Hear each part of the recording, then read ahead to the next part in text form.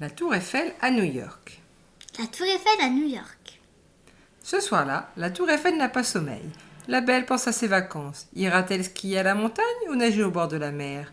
Or, voilà justement qu'un goéland arrive avec une grande nouvelle.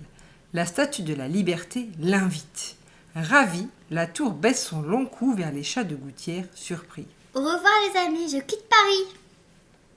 C'est parti. La tour Eiffel court le long de la Seine, puis elle rejoint la mer. Et plouf, la voilà qui nage vers l'ouest. Plus vite que les vagues, plus vite que le vent. Fantastique, la tour Eiffel part en Amérique.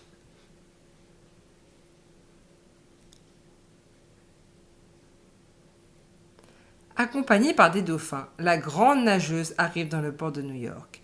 Impatiente de faire sa connaissance, la statue de la Liberté la salue.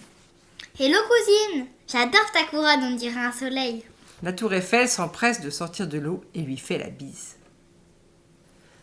La statue de la Liberté a un gros problème. À force de tenir sa torche et sa tablette sans remuer, la pauvre a des crampes. Aïe, ça me picote.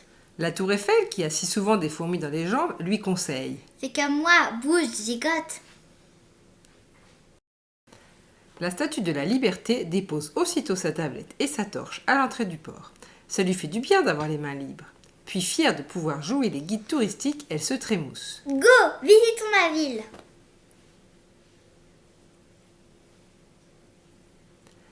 Hop, hop, les deux cousines doublent tous les taxis jaunes. Puis, à vos marques, prêts, partez. Vive le marathon. Elle court vers le pont de Brooklyn et saute par-dessus. La tour Eiffel à New York, incroyable.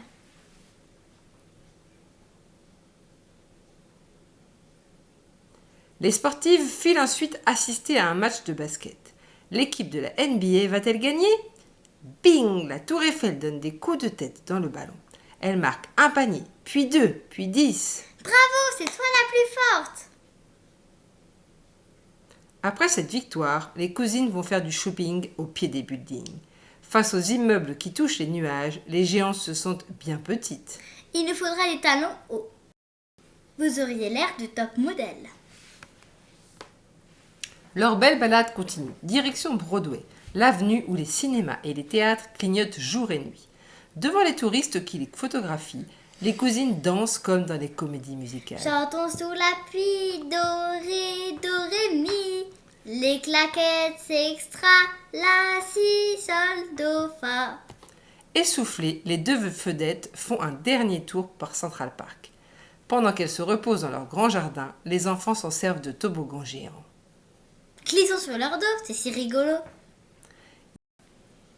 Il est tard. Les cousines doivent retourner à leur place. La statue de la Liberté court ramasser sa tablette. Mais la torche n'est plus là. Oh, des baleineaux se la lancent dans les flots. Vive le water polo!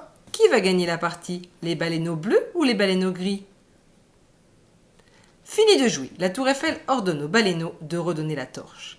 Les bras à nouveau chargés, la statue de la Liberté remercie sa cousine et l'embrasse. Bye bye, on se reverra. De retour à Paris, la tour Eiffel pense déjà à son prochain voyage. Perchés sur les toits gris, les matous essayent de deviner. Où leur ami rêve-t-elle de partir cette fois-ci? Zut, ils ne trouvent pas. Ils donnent leur langue au chat. Demain, c'est promis, mes petits mistigris. J'irai faire du ski au sommet du Mont Blanc.